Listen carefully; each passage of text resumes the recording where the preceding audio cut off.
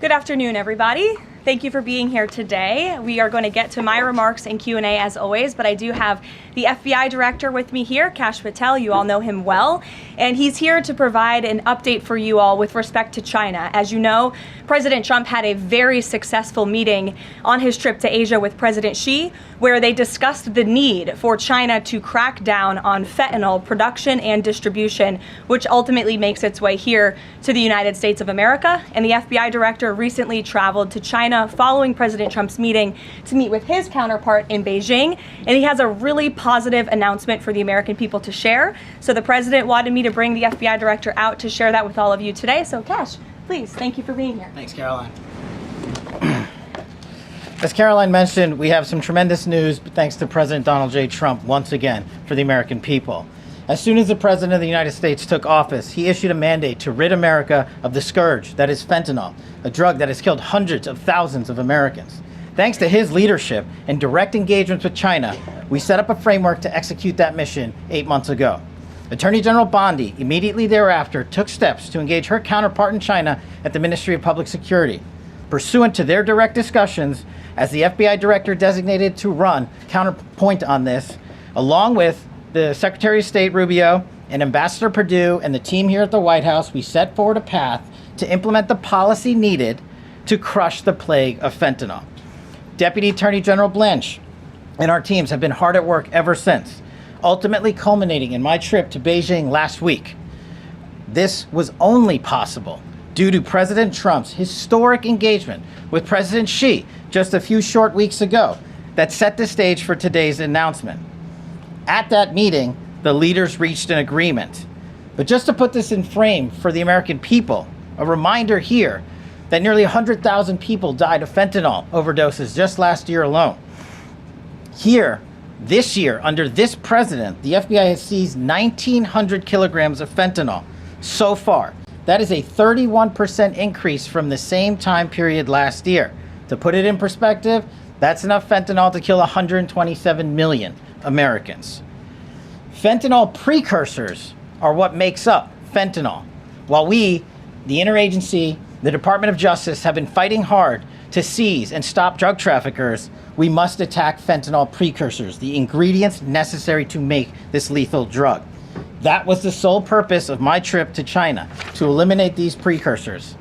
And if successful, we would suffocate the drug trafficking organization's ability to manufacture fentanyl in places like Mexico. This was the first time an FBI director has been to China in over a decade and received the audience with his counterpart to address this matter directly. And again, thanks to President Trump's direct engagement with President Xi, the government of China committed fully to my engagement there on the ground in Beijing at a level never seen before. While at Ministry of Public Security headquarters, I met with my counterpart at MPS, where the Chinese government agreed on a plan to stop fentanyl precursors. What does that mean? The People's Republic of China has fully designated and listed all 13 precursors utilized to make fentanyl. Furthermore, they have agreed to control 7 chemical subsidiaries that are also utilized to produce this lethal drug. Effective immediately, essentially, President Trump has shut off the pipeline that creates fentanyl that kills tens of thousands of Americans. These substances are now banned, and they will no longer be utilized by the Mexican drug trafficking organizations or any other DTOs around the world to make this drug. This historic achievement has saved tens of thousands of lives. This historic achievement would not have been possible without the tremendous team of President Trump, the Attorney General, the Department of Justice, the Federal Bureau of Investigation, and Ambassador Perdue in China, whose ground-level engagements were imperative to achieving this result. This is yet another example of how President Trump defends the American people, provides security for the American people, and puts the American people first. This is a historic first-in-its-kind achievement by any president to stop the scourge of fentanyl, and it should be championed by every single American. This achievement will save lives. We are thankful for President Trump's steadfast leadership, and this FBI will fearlessly follow in his footsteps to ensure that this mission of safeguarding the American public is achieved every single day. Thank you. Thanks, Caroline. Thank you so much. Appreciate it. In other news, the Democrats dragged on the government shutdown for 43 days, the longest shutdown in U.S. history. But tonight, thanks to Republicans, the White House is very hopeful that this shutdown is going to come to an end. The damage caused by the Democrats with this reckless government shutdown cannot be forgotten. It is entirely the fault of the Democrat Party. Just look at the vote count. Hundreds of thousands of federal employees have missed their paychecks. Tens of billions in wages and benefits were withheld, impacting vulnerable families. Millions of low-income Americans missed their SNAP benefits. Nearly 20,000 flights at airports across the country were delayed due to staffing shortages, causing Americans to miss family events, vacations, and work obligations. According to Airlines for America, an estimated 5.2 million travelers have had their flights disrupted over the course of the Democrat shutdown. And our economy has lost billions and billions of dollars in economic activity over the course of this shutdown, hurting consumer sentiment and crushing the travel and hospitality industries. According to a CBO estimate, the Democrat shutdown could end up decreasing fourth quarter economic growth by 2 whole percentage points. The Democrat shutdown made it extraordinarily difficult for economists, investors, and policymakers at the Federal Reserve to receive critical government data. The Democrats may have permanently damaged the federal statistical system, with October CPI and jobs reports likely never being released. And all of that economic data released will be permanently impaired, leaving our policymakers at the Fed flying blind at a critical period. It's hard to recap all of this without asking a simple question: why? Why have the Democrats put the American people through this pain for 43 days in a row? And it feels like Groundhog Day being up here again talking about this Democrat shutdown. And the answer to that question is pure partisan politics. They started this shutdown with a ridiculous demand to force taxpayer-funded healthcare benefits to illegal aliens who broke into our country. Even after it was clear President Trump and Republicans would never force American taxpayers to pay for free health care for illegals. In fact, President Trump's One Big Beautiful Bill fixed that problem. The Democrats kept dragging this reckless government shutdown on for weeks longer to boost their turnout in an election, perhaps one may guess. That's because the Democrats are totally captured by their far left-wing base, who only care about attacking President Trump, even if it means hurting innocent Americans in our country. The Democrats' weakness and their unwillingness to buck the fringe members of their party dragged this harmful shutdown on for 7 weeks and inflicted massive pain onto the American public. But let's be clear.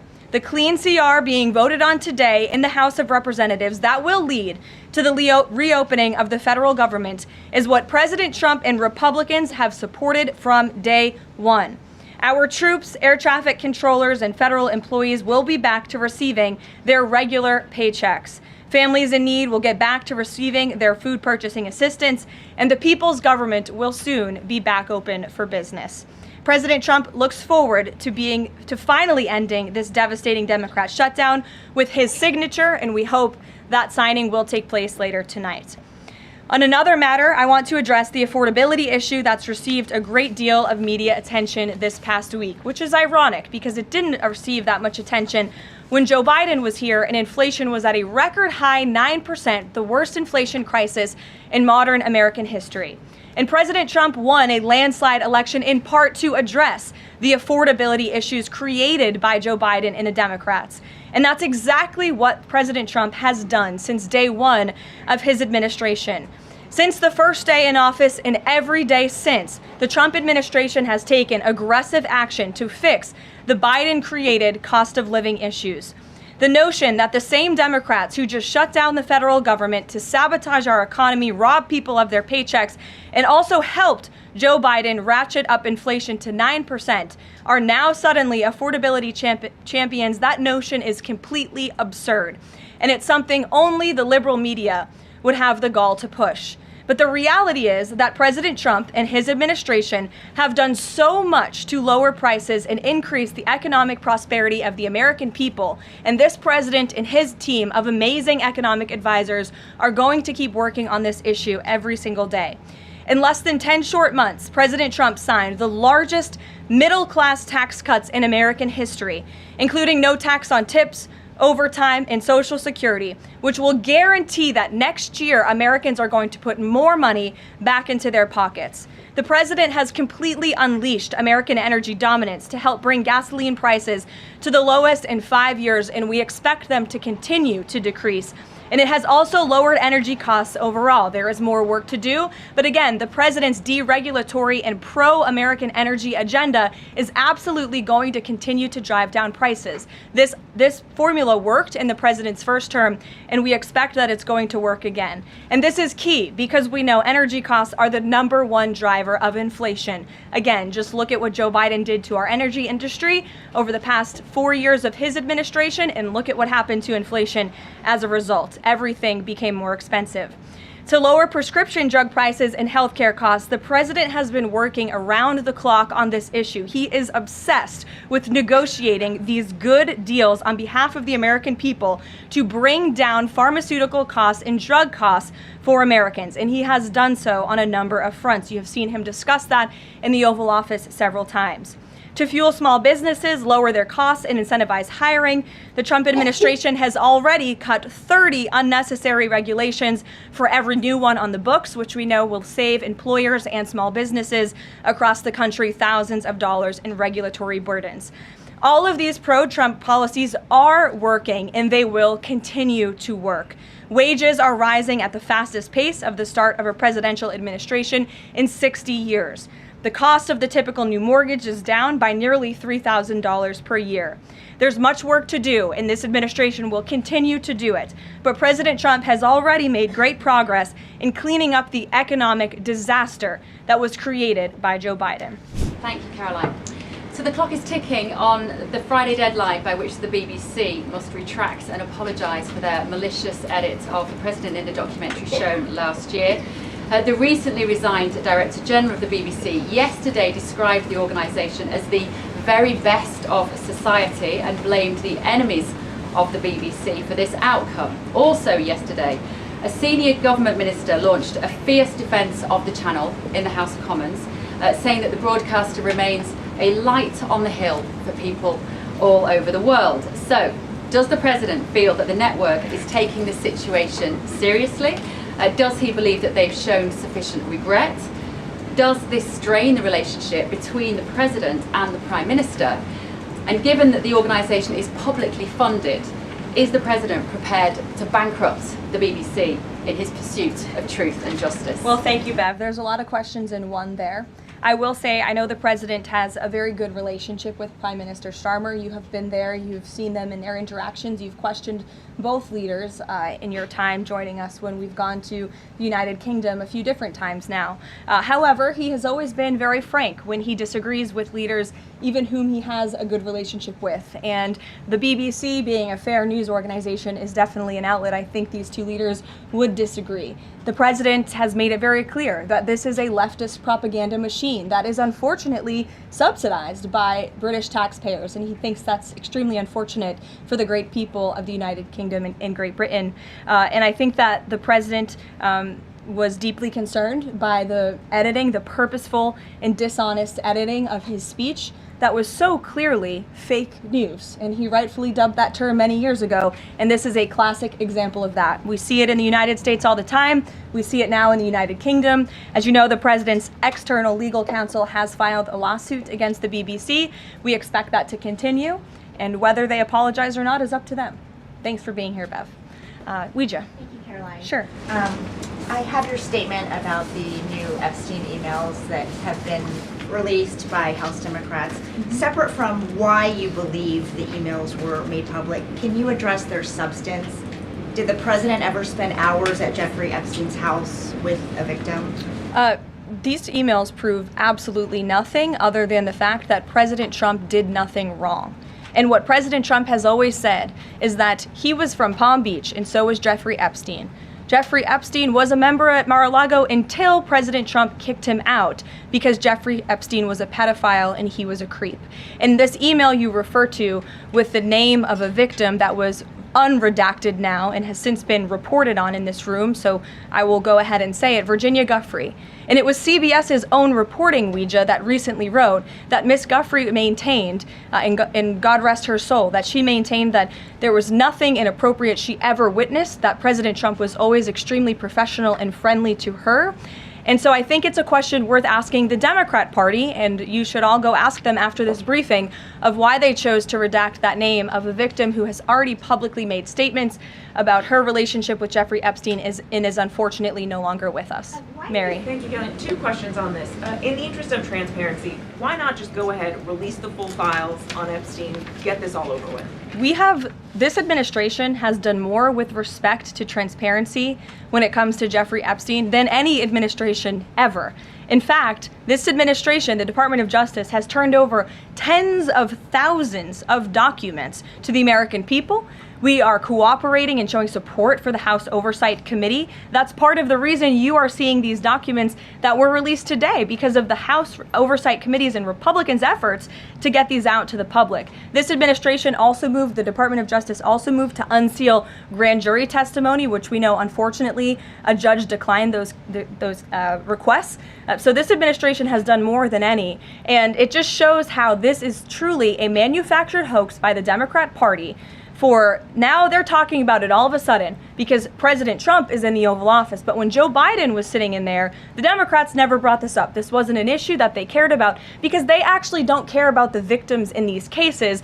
They care about trying to score political points against President Trump, as we have, of course, seen with this government shutdown. And this entire thing, again, it's not a coincidence to the American people at home. There are no coincidences in Washington, D.C. And it is not a coincidence that the Democrats leaked these emails to the fake news this morning ahead of Republicans reopening the government. This is another distraction campaign by the Democrat and the liberal media, and it's why I'm being asked questions about Epstein instead of the government reopening because of Republicans and President Trump. But given your interest in transparency, Caroline, why are White House officials then meeting with Representative Boebert in an effort to try and get her to not sign this petition calling for the release of the files? Doesn't it show transparency that members of the Trump administration are willing to brief members of Congress whenever they please? Doesn't that show our level of transparency? Doesn't that show the level of transparency when we are willing to sit down with members of Congress and address their concerns? That's a defining factor of transparency. Having discussions with members of Congress about various issues, and I'm not going to detail conversations that took place in the Situation Room in the press briefing room. Trump has talked about sending out $2,000 checks to U.S. citizens. Earlier this year, he also talked about sending a Doge dividend. That didn't materialize. Should U.S. Citizens expect the $2,000 proposal? Is the White House committed to making that happen? The White House is committed to making that happen, yes, and we are currently exploring all legal options to get that done. I don't have a timeline for you or any further details, but I can confirm for you that the president made it clear he wants to make it happen, and so his team of economic advisors are looking into it, and when we have an update, we'll provide one. Solon. You said at the top that one of the costs of the government shutdown was that people missed their SNAP benefits. Can you explain then why the administration went to court to fight the funding of food stamps and SNAP benefits? So recipients missed their SNAP benefits because the Democrats shut the government down, and they forced the administration to tap into a contingency fund that did not even fund the full entirety of this program. And so then you had an unhinged judge who was trying to dictate from the bench what the executive branch has to pay for and where that money has to come from. That is judicial overreach at its finest, and so that's why the administration pushed back on that. We can't have the judicial branch telling the executive branch that we need to rob the Children Nutrition Fund, which is what this judge was trying to do, to pay for SNAP benefits. That's completely inappropriate and it's unconstitutional, and we've been proven right with that legal argument. But now the good news is, again, thanks to Republicans and in several hours President Trump, the government is going to be reopened, and SNAP recipients are going to receive their full benefits, which is what President Trump has always wanted to do. Stephen.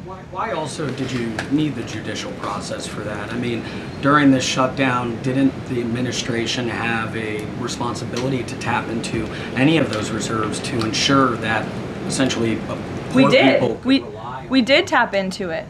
We did tap into the contingency fund. And then the judge told us, no, you have to get more money from a children's nutrition fund. And we felt that was judicial overreach. He shouldn't tell the president which fund he has to rob because the Democrats are holding the country hostage by shutting down the federal government. 大家好，我是主播林家远。生活压力大，失眠、浅眠是现代人常见的烦恼。许多好朋友告诉我们，太阳星全效克菲尔益生菌帮助睡眠品质。现在进一步推出晚安加强版，添加首创最适合台湾人人体体质的天然 GABA、色氨酸、茶氨酸、香蜂草4大天然草本，帮助睡眠的配方，强化睡眠，全期都起到放松舒眠的效果。太阳星全效克菲尔益生菌本身含有台大专利授权克菲尔乳杆菌 M1 的8种专利菌。首创益生菌、益生元、后生元黄金3角配方，帮助维持消化道机能。有季节敏感、代谢困扰、关心异常细胞风险的好朋友，可以选择原版太阳星全效克菲尔益生菌，它添加有超级食物、羽衣甘蓝，健康再加分。而有睡眠困扰的朋友，赶快选择蓝色包装这款晚安加强版，绝对更有感。选择太阳星全效克菲尔益生菌，做好日常保养，实现睡眠自由，身体轻松无负担。每日克菲尔，时刻美好 ，Good Feel Good， 请上快点购为健康下单，输入推荐码有额外折扣。